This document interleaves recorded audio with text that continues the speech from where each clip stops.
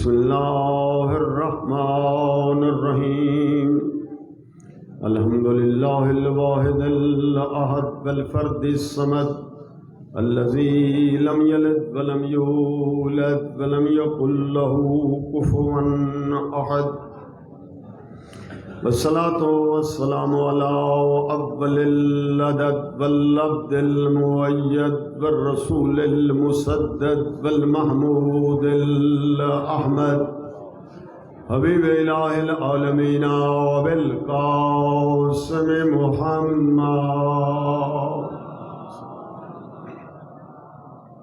وآله الطيبين الطاهرين الغر الميامين المعصومين ولعنة الله على أعدائهم من الآن إلى قيام يوم الدين رب اشرح لي صدري ويسر لي أمري واحلل عقدة من لساني يفقهوا قولي أما بعد فقد قال الله تبارك وتعالى في كتابه المجيد وفرقانه الحميد بسم الله الرحمن الرحيم قل هل يستوي الذين يعلمون والذين لا يعلمون صلوات اللهم صل على محمد.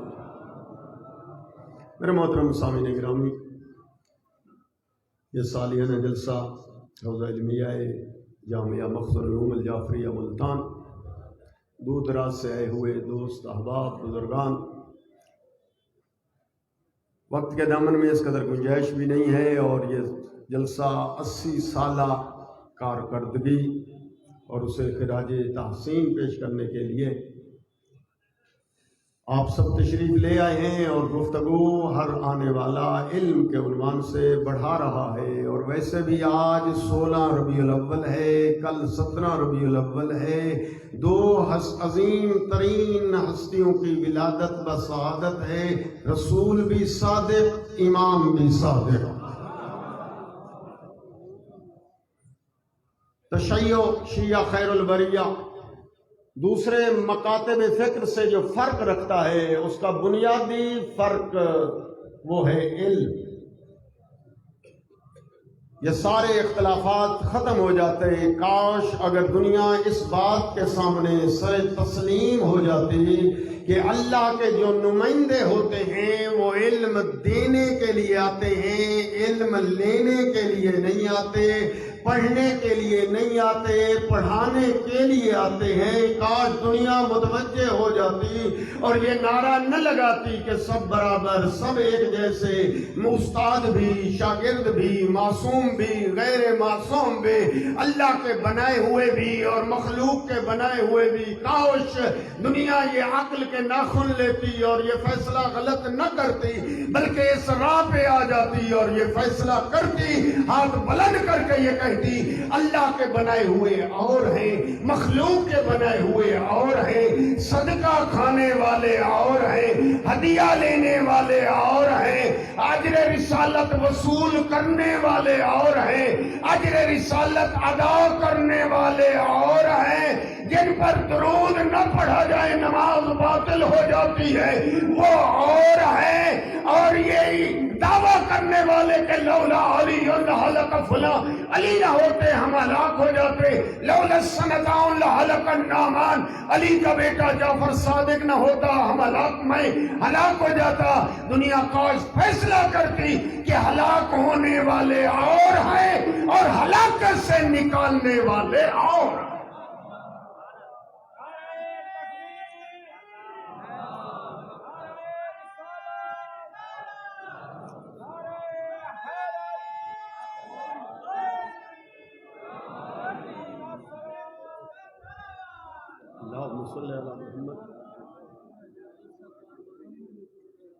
ایک دفعہ بآواز بلند، جن کو صلوات یاد ہے بآواز بلند صلوات. بسم اللہ بسم اللہ. جی علماء کرام بہت زیادہ تعداد میں موجود ہیں، اور آپ کی علمی تشنگی اور پیاس جو ہے وہ بجھ سکتی ہے کہ پوری توجہ سے جی اور اپنے اس کمپیوٹر کو استعمال کریں. اللہ نے جو نعمت عقل دی ہے جی بسم اللہ، اس کو حاضر رکھتے ہوئے ہر آنے والے عالم کے خطبات، تقاریر، بیانات، آیات، احادیث کو اپنے اس ذہن میں جگہ دے، تاکہ جب واپس جائیں تو جو نہیں آ سکے انہیں سنا سکیں کہ ہم مخزن العلوم الجعفریہ سے یہ علم لے کر آئے ہیں، یہ ہدایت لے کر آئے ہیں۔ جی آئیے، میں نے قرآن کریم کی آیت پڑھی ہے، اللہ رب العزت اس آیت میں ارشاد فرما رہا ہے، میرا حبیب ان سے کہہ دو کیا جاننے والے اور نہ جاننے والے دونوں برابر؟ اے ذہن تیار ہے؟ میری طرف توجہ ہے؟ علماء آتے رہیں گے، یہ سلسلہ ہے، اور وہ آپ تک ہی یہاں آ کر اپنے بیانات سے آپ کو مستفید کریں گے۔ جی یہ استفہام میں انکاری ہے، استفہام میں حقیقی نہیں ہے۔ استفہام میں حقیقی یہ ہے اللہ جاننا چاہے کہ علم والے اور غیر علم والے جی برابر ہیں یا نہیں ہیں۔ اللہ جاننا چاہے تو یہ حقیقی ہے، لیکن انکاری ہے۔ اللہ پہلے سے فرما رہا ہے کہ جاننے والے اور نہ جاننے والے برابر، لیکن یہاں ممبر سے تو الٹا نعرہ جو ہے الٹا لگ رہا ہے۔ اب کیا کر سکتے ہیں؟ جی یہ آپ جی اپنے شعور کو بلند کریں، بیدار ہو جائیں جی۔ اور میں حیران ہو جاتا ہوں کہ آخر وجہ کیا ہے؟ دوستو، نوجوانوں، بزرگان، اجازت دیں میں ایک جملہ عرض کروں کہ دیکھیں یہ علم جو ہے یہ سیکھنا پڑتا ہے۔ ہمارا علم وہبی نہیں ہے، ہمارا علم لدنی نہیں ہے، وہ ائمہ معصومین کا ہے۔ تو آپ نے، ہم نے یہ علم سیکھنا ہے، اور سیکھنے کے لیے جی اب جس طرح دوسرے فنون ہیں وہ سیکھے جاتے ہیں، اسی طرح یہ علم بھی سیکھا جائے گا۔ عقائد، اصول دین بھی سیکھے جائیں گے۔ علماء کے پاس آ کر وہ عقائد آپ بیان کریں گے کہ یہ میرے عقائد ٹھیک ہیں یا غلط، یا کیا پروگرام ہے؟ علماء کو بتایا جائے کہ ہمارا عقیدہ یہ ہے اور آپ بھی ایسا عقیدہ رکھیں۔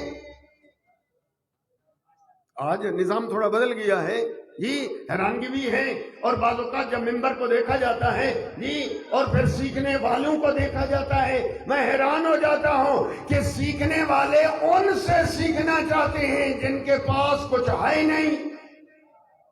آپ نے علم سیکھنا ہے۔ اب افسوس یہ ہے کہ جن کے پاس علم ہے اور آپ ان سے سیکھ سکتے ہیں، آپ کی ان سے بنتی نہیں، اور جن کے پاس علم نہیں اور آپ کی جن سے بنتی ہے وہ جانتے نہیں۔ علم لدنی تو آپ کے پاس نہیں ہے، لہذا فقہ سیکھنی پڑے گی۔ عقائد کے احکام جو ہیں یہ عقائد سیکھنے پڑیں گے، پڑھنے پڑیں گے۔ آئیے، یہی وجہ ہے میرا دوست، اگر امام کے مقابلے میں دنیا آ گئی تو وہ گمراہ ہو گئی۔ اب دیکھیں، میں نے اشارہ کر دیا، کل جو ہے دو معصوم ہستیوں کی ولادت بسعادت کا دن ہے، منائیے، پڑھیے ان دو ہستیوں کی زندگی سوانح عمری۔ اور علم، رسول اعظم نے جو علم بلند کیا وہ علم کا، پھر ہے تزکیہ، اور پھر پورے سلسلہ ہے، اور اسی علم کو بڑھایا ہے امام صادق نے۔ مدینے کی یونیورسٹی میں 4000 شاگرد ایٹ اے ٹائم امام جعفر صادق کے پاس پڑھنے والے، اور مدینے کی گلیوں میں یہ آوازیں گونجتی تھی، قال الباقر وقال الصادق۔ امام باقر نے یہ ارشاد فرمایا، امام صادق نے یہ ارشاد فرمایا۔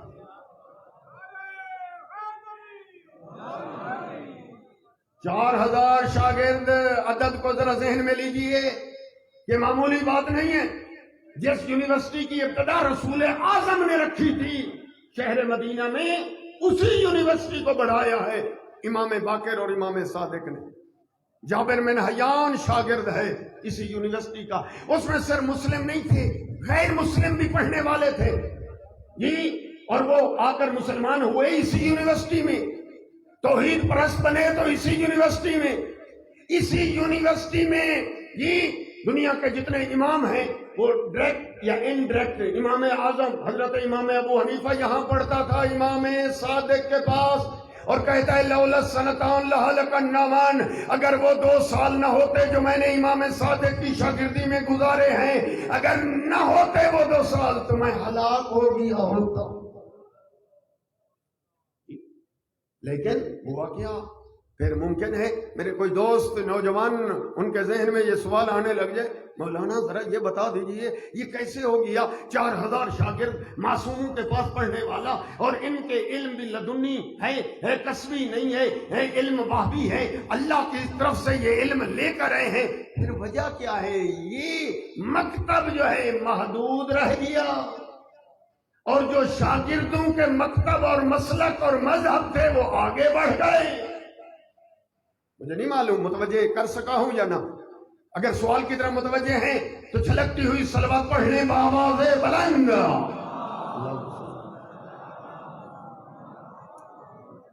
میرا دوست اس کی وجہ یہ ہے کہ مذہب شیعہ حزب مخالف رہا ہے، حزب اقتدار صاحبان اقتدار اور تھے اور اس کے اس لیے کہ باقی مکتب جو ہیں وہ اقتدار کی چھتری کے نیچے پلے بڑھے پروان چڑھے، باقی جتنے مکتب ہیں ان کو پھیلانے کے لیے حکومتوں کے ہاتھ وہ ساری سیاست، ذرا اس بات کو پڑھنا چاہیے۔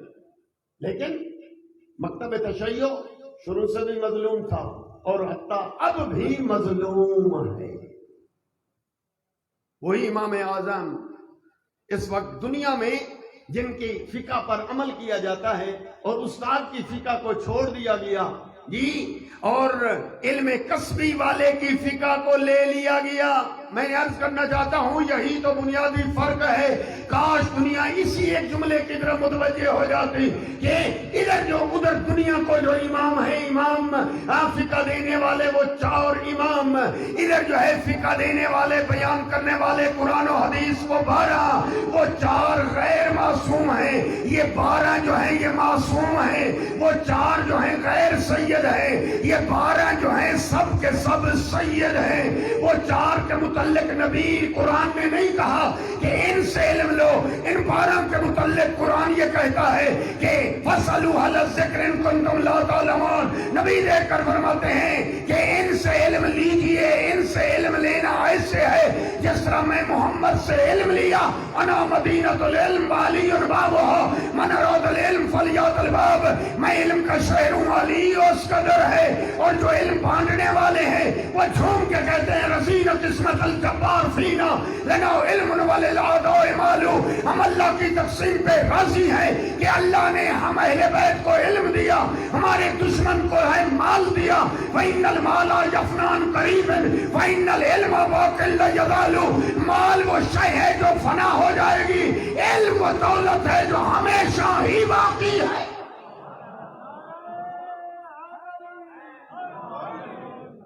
کاش وہ علم جو ہے اہل بیت اللہ کے رسول نے امت کا ہاتھ پکڑ کر جس دروازے پر لا کر، آپ یہ سمجھتے ہیں کہ اللہ کے رسول ایسے چلے گئے؟ نہیں میرا دوست، اللہ کے رسول نے آپ کا ہاتھ پکڑ کر جس ہستی کے ہاتھ پر رکھا، قرآن اسے نفس رسول کہتا ہے۔ اور پھر یہ سلسلہ ہے پورا۔ اور پھر کیا خیال ہے، میں یہ جملہ کہہ کر آگے بڑھا دوں اپنی گفتگو کو، کہ جب آخری امام اس دنیا سے جا رہے تھے، اس قاعدے تک تو آپ متفق ہیں، نعرے بھی لگائیں گے کہ اللہ کے رسول اپنی امت کو بغیر ہادی کے چھوڑ کر نہیں گئے۔ کیا مومن قمی اتنا سوال کر سکتا ہے؟ نوجوانوں سے بزرگان کو تو علم ہے ہی۔ مجھے ذرا یہ بتائیں کہ جب 12ویں امام آخری حجت اس دنیا سے غیبت کبریٰ میں جا رہے تھے تو کیا خیال ہے انہوں نے بھی اپنے ماننے والوں کو کسی کے حوالے کیا یا ایسے چھوڑ کر چلے گئے جس طرح بھائی کہتے ہیں کہ رسول ایسے چھوڑ کر؟ مجھے نہیں معلوم ذہن میں بات پہنچ رہی ہے یا نہ۔ اور یہی وجہ ہے کہ آخری امام جو ہے وہ دیکھ کر فرماتے ہیں عمل حوادث فرجعوا الی رواۃ حدیثنا، جتنے واقعات تمہیں پیش آئیں، مشکلات پیش آئیں، مسائل پیش آئیں، جو ہماری احادیث کو بیان کرنے والے فقیہ ہیں ان کی طرف رجوع کرو۔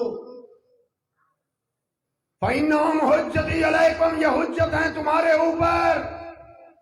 وانا حجت اللہ علیہم، اور میں ان پر حجت ہوں، الراد علیہم کالراد علینا، ان کے بات کو، ان کے حکم کو رد کرنا ایسے ہے جس طرح میں امام کے حکم کو رد کروں۔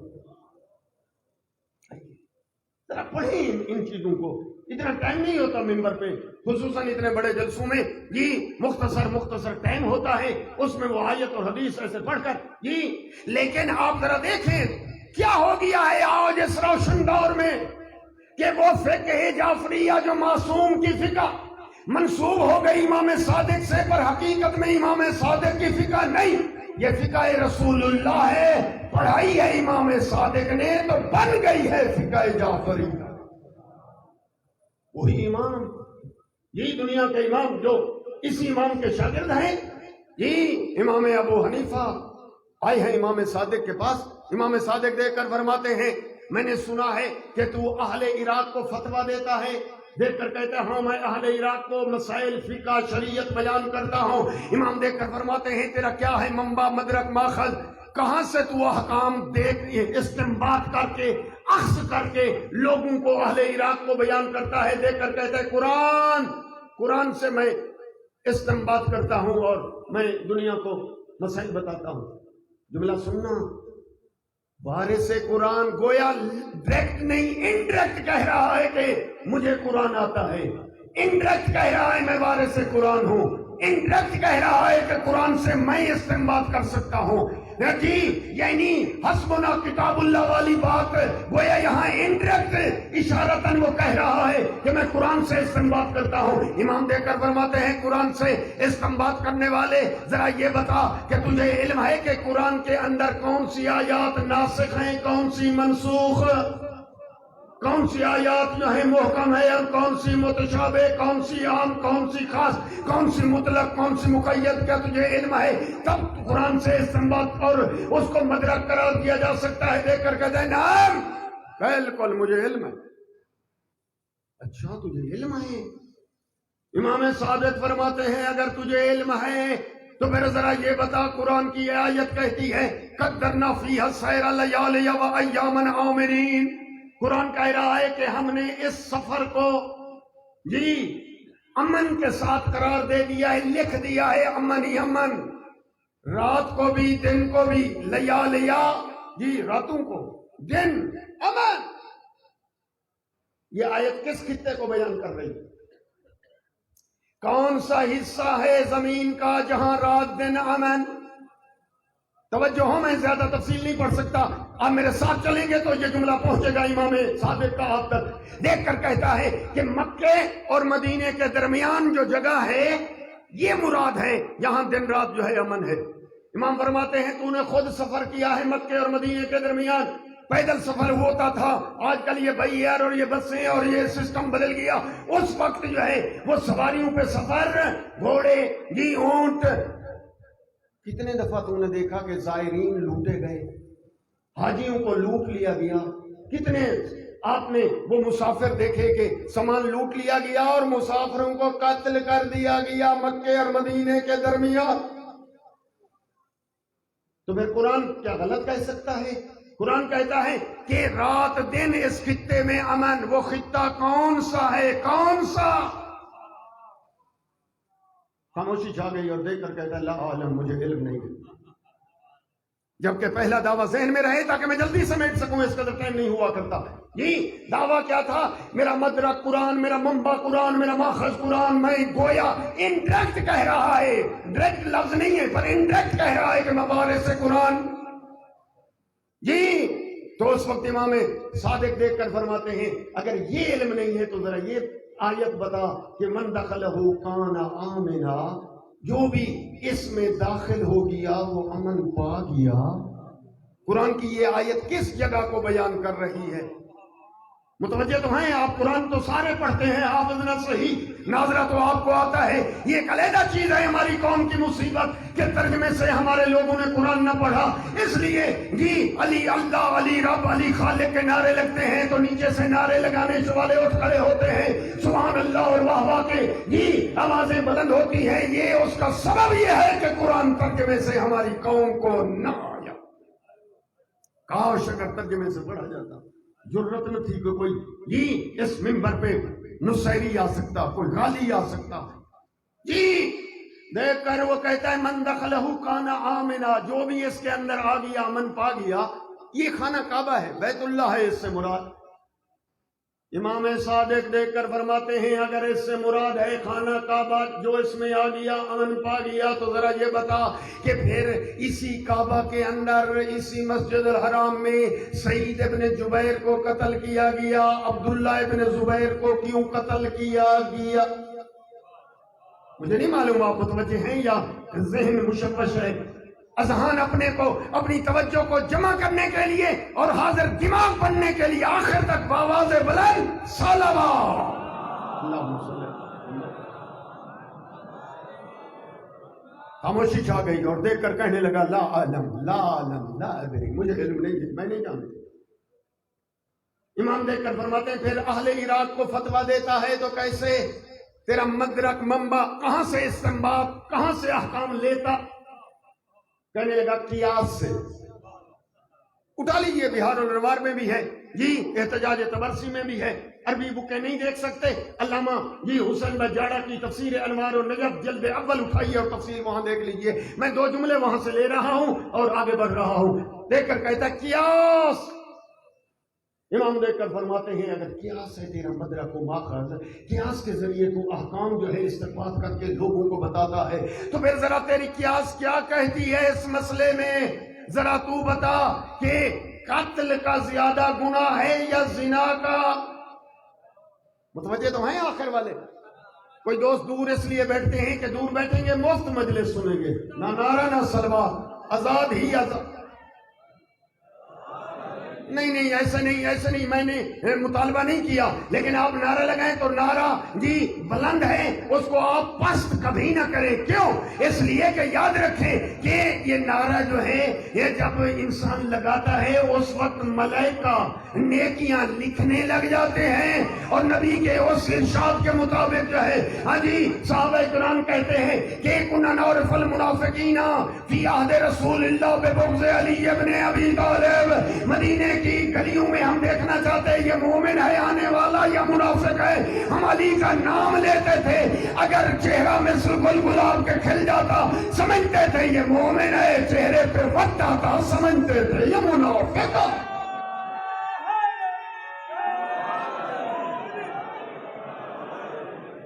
جی ماشاءاللہ. تو دیکھ کر جملہ کہنے لگا قتل زیادہ گناہ ہے یا زنا؟ کہتا ہے قتل گناہ زیادہ ہے، یعنی کبیرہ تو دونوں ہیں پر ان میں اس کی شدت جو ہے زیادہ. امام فرماتے ہیں اگر تیری قیاس کے نزدیک، قیاس میں یہ تو کہہ رہا ہے کہ قتل زیادہ گناہ ہے، تو ذرا پھر یہ بتا قتل کے لیے کتنے گواہ ضرورت ہوتے ہیں؟ 2. زنا کے لیے کتنے گواہ ضرورت ہوا کرتے ہیں؟ 4. اگر قتل شدید ہے تو اس مجھے علم نہیں ہے. امام دیکھ کر فرماتے ہیں کہ ذرا قیاس کے باب سے یا قیاس کرنے والے ذرا اتنا بھی بتا دے کہ پیشاب زیادہ نجس ہے یا منی کا وہ قطرہ، وہ مادہ، وہ پانی کا وہ قطرہ جس سے انسان وجود میں آتا، وہ نجس زیادہ یا پانی کا؟ اشارہ متوجہ ہو گئے ہیں جواب کی طرف. یہ دیکھ کر کہتا ہے پیشاب جو ہے وہ زیادہ نجس ہے. امام فرماتے ہیں پیشاب کے نکلنے پر جی حکم شرعی ہے اس جگہ کو دھو دو، بس کافی ہے. پیشاب کے خروج اور نکلنے پر صرف اسی جگہ کو دھو دو، بس کافی ہے. لیکن اس منی کے قطرے کے نکلنے پر دھونے کو شریعت نے کافی نہیں سمجھا بلکہ غسل واجب کیا. اگر پیشاب زیادہ نجس ہے تو دھونا کافی کیوں؟ منی کم ہے نجس تو وہاں غسل واجب کیوں؟ دیکھ کر کہتے لا ادری. آئے دنیا کاش امام صادق کی فقہ کو پڑھتی، اور یہ فقہ رسول اللہ ہے 17 ربیع الاول کے حوالے سے. کاش یہ دنیا پیغام لیتی. جی ہاں، جن کی فقہ پہ دنیا عمل کر رہی ہے اس کی وجہ یہ ہے کہ ان کا علم قصبی ہے، لیکن ائمہ معصومین کا علم لدنی. دیکھ کر امام پوچھتے ہیں نماز زیادہ افضل ہے یا روزہ؟ دیکھ کر کہنے لگے کہ نماز جو ہے زیادہ افضل ہے. فرمایا ماہ رمضان میں عورتوں کی نمازیں بھی رہ جاتی ہیں 6 دن 7 دن پاکیزہ نہ ہونے کی وجہ سے، اور روزے بھی رہ جاتے ہیں، لیکن ان عورتوں پہ نماز کی قضا واجب نہیں، روزوں کی قضا واجب ہے. اگر نماز زیادہ افضل ہے تو وہ معاف کیوں؟ روزہ کم ہے تو اس کی قضا واجب کیوں؟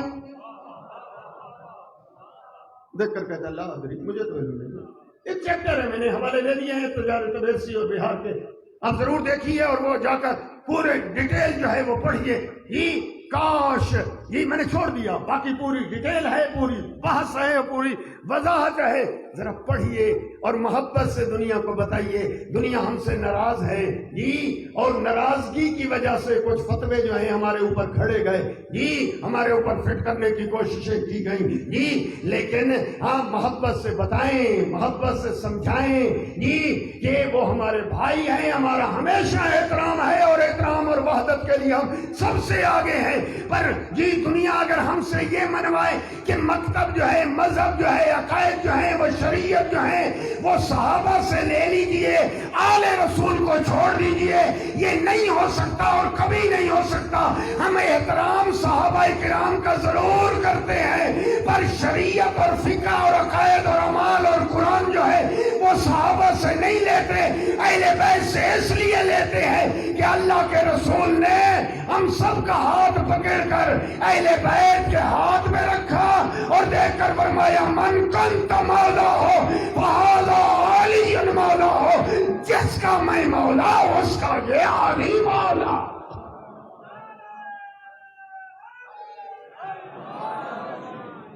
آئیے میرے دوستو، وحدت محبت، یہ ہفتہ وحدت شروع ہو رہا ہے، بلکہ شروع ہو چکا ہے. یہ پیغام محبت سے پہنچائیں، یہاں سے لے کر جائیں اور آگے سمجھائیں، اور دنیا جو ہے ناراض نہ ہونے پائے. اور یہی فتویٰ ہے ہمارے مجتہدین مراجع عظام حضرت آیت اللہ آغا خامنئی، حضرت آیت اللہ آغا بشیر، حضرت آیت اللہ آغا سیستانی کا، کہ وہ بھائی جو ہے فقط ہمارے بھائی نہیں، ہماری جان ہے. لیکن ناراض بھی نہ کریں، حقیقت بھی ان کو بتائیں، ہم بھی وہی کرتے جو آپ کر رہے ہیں. ضرور آپ کی دعوت کو ہم قبول کر لیتے، ارے ضرور ہم ان کی بیعت حتی کر لیتے کہ جن کی آپ بنوانا چاہتے ہیں، پر مجبوری ہماری یہ ہے. خدا کی قسم، عظمت مصطفیٰ کی قسم، تمہارے بنانے سے پہلے اللہ نے بنا دیا تھا اور مصطفیٰ نے بلند کر کے دکھا دیا تھا. کاش دنیا مان لیتی. میں ذمہ داری سے کہتا ہوں کہ نبی کی رحلت کے بعد اہل بیت روتے ہوئے نظر نہ آتے.